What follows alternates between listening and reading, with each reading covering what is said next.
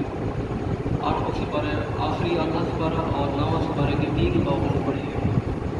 यानी सूरत आराफ हमने मुकम्मल आज नहीं है।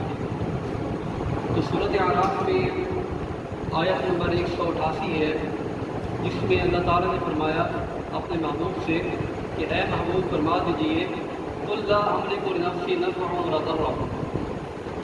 हम अहले सुन्नत का अक़ीदा ये है, आप सब जानते हैं, हमारा अक़ीदा ये है कि हमारे महबूब हमारे नबी मुख्तार कुल बनाकर भेजे गए। आपके पास तमाम इख्तियारात मौजूद थे। अल्लाह ने आपको तसर्रुफ़ करने के इख्तियारात अता फरमा कर भेजा। अगर आप दरख्त को हुक्म फरमा रहे हैं तो वो दरख्त जड़ों से निकल कर आ रहा है। अगर आप चाँद को इशारा कर रहे हैं तो चाँद को टुकड़े हो रहा है। तो ये सारे इख्तियारात अल्लाह ने आपको अता कर दिए। कुरान मजीद की एक आयत है जो बज़ाहिर इसकी नफ़ी करती है। वो आयत कौन सी है? यही आयत है 188 नंबर कि अल्लाह ने फरमाया कि फरमा दीजिए कि ला अमलिकु लिनफ्सी नफ़अन वला दर्रा। अब यहाँ पर महबूब खुद फरमा रहे हैं कि मैं अपनी ज़ात के लिए ना नफ़े का मालिक हूँ और ना किसी नुकसान का मालिक हूँ। अब यहाँ से साबित होता है कि हजूर के पास अपनी ज़ात का भी इख्तियार नहीं था। कुरान की वाज़ेह आयत ज़ाहिरन यही कह रही है कि सरकार फरमा रहे हैं कि मैं अपनी ज़ात के लिए भी किसी नफ़े नुकसान का जिम्मेवार नहीं हूँ, तो उम्मत के लिए नफ़ा नुकसान का जिम्मेवार कैसे हो सकता हूँ। अब यहाँ पर उलमा कहते हैं कि सरकार ने ये जो फरमाया ये इसलिए फरमाया कि आपने ये बताना था कि मैं खुदा नहीं हूँ बल्कि खुदा का नबी हूँ। खुदा होता तो दावे करता, खुदा नहीं हूँ उसका बंदा हूँ। आपने आजिज़ी करते हुए यहाँ पर फरमाया कि मैं अपनी ज़ात के लिए नफ़ा नुकसान का मालिक नहीं हूँ। वरना बेशुमार हदीस हैं, साहबा किराम को आपने जन्नत की बिशारतें दी, आपने हसन हुसैन को जन्नत का सरदार बनाया। इसी तरह बेशुमार हदीस हैं कि जिसमें आपने सहाबा को बिशारतें अता फरमाई। तो सूरत आराफ की एक और आयत है, आयत है 182 नंबर। हम देखते हैं कि बाल वक़्त एक बंदा गुनाह करता रहता है लेकिन उससे पकड़ नहीं आती। गुनाह करता है, अल्लाह की नाफरमानी करता है, लेकिन ना उस पर कोई अजाब आता है ना उस पर कोई आजमाइश आती है। तो हम हैरान होते हैं कि यार ये बंदा नेक है, नमाज पढ़ता है, रोजे रखता है, लेकिन ये मुस्तकिल आजमाइशों में है। जबकि दूसरा बंदा गुनाहगार है, ज़ानी है, शराबी है, वो आराम से ज़िंदगी बसर कर रहा है। तो इसकी वजह क्या है? अल्लाह ने फरमाया कि ये देख कर हैरान ना हुए करो कि एक बंदा गुनाहगार है, वो खुशहाल है, तो तुम परेशान हो जाओ कि गुनाहगार भी है, खुशहाल भी है। इसकी वजह क्या है? अल्लाह ने फरमाया सूरत आराफ में 182 नंबर आयत, वल्लज़ीना कज़्ज़बू बिआयातिना सनस्तदरिजुहुम मिन हैसु ला यअलमून। अल्लाह ने फरमाया कि जो लोग हमारी निशानियों की तकज़ीब करते हैं, जो लोग हमारी निशानियों को झुठलाते हैं, सनस्तदरिजुहुम, हम उन्हें इस्तदराज करते हैं उनसे। अब इस्तदराज क्या होता है? इस्तदराज ये होता है कि इंसान गुमराही में जा रहा होता है, इंसान खाई में जा रहा होता है, इंसान जिल्लत में जा रहा होता है, लेकिन उसे खबर नहीं होती, उसे परवाह नहीं होती। बावजूद इंसान नेक इंसान है, अगर उस नेक बंदे से एक छोटा सा गुनाह सरजद होता है, उसे पता लग जाता है कि मैंने गुनाह किया, वो तौबा भी कर लेता है। लेकिन वो लोग कि जो गुनाह करते रहते हैं, अल्लाह फरमाता है कि हम उन्हें इस्तदराज का मामला करते हैं उनके साथ कि उन्हें खबर तक नहीं होती। वो मज़ीद गुनाह करते जाते हैं, उन्हें खबर तक नहीं होती, यहाँ तक कि उनका नाम अमाल का पड़ना जो है, गुनाहों का पड़ना, वो बहुत भारी हो जाता है। मिन हैसु ला यअलमून, इस तरह कि उन्हें इल्म ही नहीं होता कि हम गुनाह किए जा रहे हैं। तो इस चीज़ को देख कर परेशान ना हुए करो कि एक बंदा गुनाहगार है लेकिन फिर भी खुशहाल है, फिर भी खुश व खुर्रम है, बल्कि आप इस चीज़ पे राज़ी रहें, इस चीज़ पे मुतमईन रहें कि आप अगर अल्लाह के अहकामात की, शरीयत की आप फरमाबरदारी कर रहे हैं, अल्लाह के अहकामात की इताअत कर रहे हैं, आप जिस हाल में भी हैं, चाहे आप अच्छे हाल में हैं, चाहे आप बुरे हाल में हैं, आपको अल्लाह के उस तमाम हिकमतों पर राज़ी रहना चाहिए। इसी के अंदर एक और चीज़ आपको बता दूं, हम बाज़ बात ये कहते हैं कि एक बंदा कामिल नहीं होता, लेकिन उससे करामात सरजद होती हैं। आप देखते हैं बहुत से लोग इस तरह होते हैं कि उनकी कोई शरीयत पर अमल नहीं होता, ना उनकी नमाज होती है, ना उनका कुरान होता है, लेकिन जब आप उनके पास दुआ करने जाते हैं उनकी दुआएं कबूल हो रही हैं, और जब आप उनसे कोई चीज़ मांगने जाते हैं अल्लाह ताला अता भी कर देता है। यानी करामात में करामात का ज़रूर होता है। आप ये भी जानते हैं कि जिस तरह हम लोग मसाजिद में आते हैं, इसी तरह हिंदू भी अपने खुदा से मांगने के लिए जाते हैं, ईसाई भी अपने खुदा से मांगने के लिए जाते हैं। اسی طرح یہودی بھی خداؤں سے مانگنے کے لیے جاتے ہیں، اللہ تعالیٰ انہیں بھی عطا کرتا ہے۔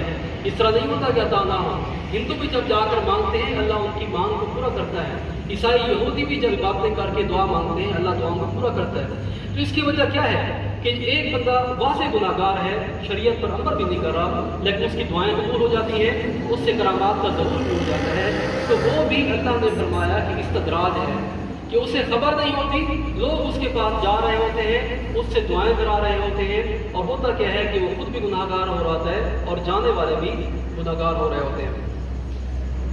تو سورۃ اعراف کی آیت نمبر 115 ایک بڑا پیارا سا نقطہ امام قرطبی نے بیان کیا، آیت ہے کہ قالوا یا موسیٰ اما تلقی و اما نکون نحن الملقین، کہ جب حضرت موسیٰ کا جادوگروں کے ساتھ واقعہ پیش آیا کہ فرعون نے سارے شہر کے سارے ملک کے جادوگر اکٹھے کروائے اور ان کا مقابلہ کرایا حضرت موسیٰ کے ساتھ، تو اب جب یہ سب آمنے سامنے بیٹھے تو جادوگروں نے حضرت موسیٰ سے سوال کیا، یا موسیٰ اما ان تلقی و اما ان نکون نحن الملقین، کہ یا موسیٰ پہلے تو جادو دکھائے گا یا ہم جادو دکھائیں۔ تو امام قرطبی کہتے ہیں کہ یہاں پر جادوگروں کا پوچھنا یہ صرف حضرت موسیٰ کے ادب کی وجہ سے تھا، اللہ کو ان کا ادب اتنا پسند آیا کہ اللہ نے حضرت موسیٰ کے ادب کو دیکھتے ہوئے ان جادوگروں کو ایمان کی دولت عطا فرما دی۔ تو جب حضرت موسیٰ کے ادب کرنے کا یہ صلہ مل سکتا ہے تو ہمیں آپ دیکھیں کہ اپنے نبی کا اپنے محبوب کا ادب کرنے سے اللہ تعالیٰ کیا صلہ عطا کر سکتا ہے۔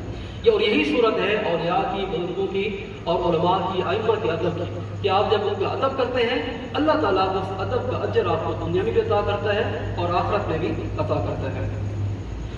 سورۃ اعراف کی 13 نمبر آیت ہے، حضرت علی سے کسی نے پوچھا کہ یا علی آپ باب العلم ہیں، آپ یہ بتائیں کہ علم دو طرح کے ہوتے ہیں، ایک ہوتا ہے علم الادیان کہ مذہب کا علم، دین کا علم، اور ایک ہوتا ہے علم الابدان کہ علم طب کہ جس میں جسم کے بارے میں بتایا جائے کہ آپ کی صحت کے لیے بہتر کیا ہے۔ تو اس نے حضرت علی سے پوچھا کہ یا علی علم جو ابدان ہے وہ قرآن میں کہاں ہے؟ ادیان تو موجود ہے، دین کے بارے میں بتایا گیا، مجھے قرآن کی ایک ایسی آیت بتائیں جس میں بدن کے بارے میں، طب کے بارے میں اللہ نے ارشاد فرمایا ہو کہ یہ چیز بہتر ہے۔ تو حضرت علی نے فرمایا کہ علم الابدان بھی قرآن میں موجود ہے، اور آپ نے یہ آیت تلاوت کی سورۃ اعراف کی 13 نمبر آیت، آپ نے فرمایا کہ کلوا واشربوا ولا تسرفوا انہ لا يحب المسرفین، کہ اللہ نے فرمایا کہ دنیا بنائی تمہارے لیے گئی، کلوا واشربوا جو حلال ہے، جو دل کرے تم کھاؤ پیو، لیکن ایک چیز کا خیال رکھنا ولا تسرفوا، اسراف نہ کرنا، انہ لا يحب المسرفین، کہ اللہ تعالیٰ اسراف کرنے والوں کو پسند نہیں کرتا، کیونکہ اگر تم زیادہ کھاؤ گے زیادہ پیو گے تو پھر بھی کیا ہوگا کہ تم بیماریوں کا شکار ہوگے، اور اگر کم کھاؤ پیو گے تو تب بھی آپ کا جسم کمزور ہوگا، آپ بیماریوں کا شکار ہوگا۔ تو حضرت علی نے فرمایا کہ قرآن کی یہ آیت ایسی آیت ہے جو علم طب پر دلالت کرتی ہے، علم الابدان کے بارے میں بتاتی ہے۔ تو سورۃ اعراف کی 14 نمبر آیت ہے، اسلام کا آپ ایک فارمولہ یاد رکھیں، میں نے پہلے کی ایک آیت گزری تھی آپ کو بتایا تھا کہ اسلام رہبانیت کے خلاف ہے۔ عیسائیوں میں یہ تھا کہ ان کے جو علماء تھے وہ دنیا سے الگ ہو کر پہاڑوں میں چلے گئے، جنگلوں میں چلے گئے، کھانا پینا چھوڑ دیا، دنیا کی عرائشیں چھوڑ دی۔ اسلام میں کیا ہے؟ اسلام میں یہ ہے کہ حضور نے فرمایا کہ تیرے جسم کا بھی تجھ پہ حق ہے، اس کو اپنا حق دے، یعنی اس طرح نہ کر کے دن رات عبادتوں میں لگ جا، بلکہ تو آرام بھی کر، کبھی عبادت کر کبھی آرام کر۔ اور آپ نے فرمایا کہ تیرے جو عیال ہیں، تیرے گھر والے ہیں، ان کا بھی حق ہے، ایسا نہ کر کے ہر وقت مسجد میں پڑا رہے، بلکہ گھر والوں کو بھی ٹائم دے، ان کے ساتھ بھی ٹائم گزار۔ ایک صحابی تھے جو آپ کو علم ہوا کہ وہ صحابی متواتر روزے رکھ رہے ہیں، متواتر روزے رکھ رہے ہیں، آپ کو انہیں منع فرمایا، آپ نے فرمایا کہ اس طرح نہ کرو کہ روز روزے رکھو، بلکہ ایک دن روزہ رکھو اور چھوڑ دو، پھر روزہ رکھو پھر چھوڑ دو، ورنہ ایسا ہوگا کہ متواتر روزے رکھنے سے کیا ہوگا، تمہارا جسم کمزور ہو جائے گا۔ تو اسلام کا قانون یہ ہے کہ اسلام یہ کہتا ہے کہ آپ شریعت کے دائرے کے اندر رہتے ہوئے آپ جو حلال استعمال کریں آپ کر سکتے ہیں، لیکن حرام سے بچنا لازم ہے۔ تو اللہ نے فرمایا سورۃ اعراف کی 14 نمبر آیت میں، قل من حرم زینۃ اللہ التی اخرج لعبادہ، کہ اے مومنو بتاؤ کہ جو دنیا ساری کی ساری بنائی ہے یہ کس کے لیے بنائی ہے؟ من حرم زینۃ اللہ التی، کہ کس نے حرام کیا اس دنیا کی خوبصورتی کو، التی اخرج لعبادہ، جو اللہ تعالیٰ نے بنائی ہی اپنے بندوں کے لیے ہے، کہ جب یہ کائنات، اس کی ساری چیزیں، اس کے سارے کھانے پینے، اس کی ساری عرائشیں، اس کی ساری خوبصورتیاں جب بندے کے لیے بنائی گئی تو انسان پر اب لازم نہیں کہ ان کو اپنے اوپر حرام کر لے، بلکہ اللہ تعالیٰ کی بنائی ہوئی چیزوں کو استعمال کرے، اس دنیا کی خوبصورتی کو دیکھے، اللہ تعالیٰ نے جو اس کے لیے رزق رکھے ہیں وہ حاصل کرے، اس کی کوشش کرے، یہ نہیں کہ دنیا سے الگ تھلگ ہو کر دنیا کو چھوڑ دے۔ اللہ تعالیٰ سے دعا ہے کہ اللہ تعالیٰ ہمیں قرآن کریم کی محبت نصیب فرمائے، اور اللہ تعالیٰ ہمیں اس اپنی پیاری کتاب کا، قرآن کریم کا فہم عطا فرمائے۔ وآخر دعوانا الحمد للہ رب العالمین۔ اللہم صل علی سیدنا محمد۔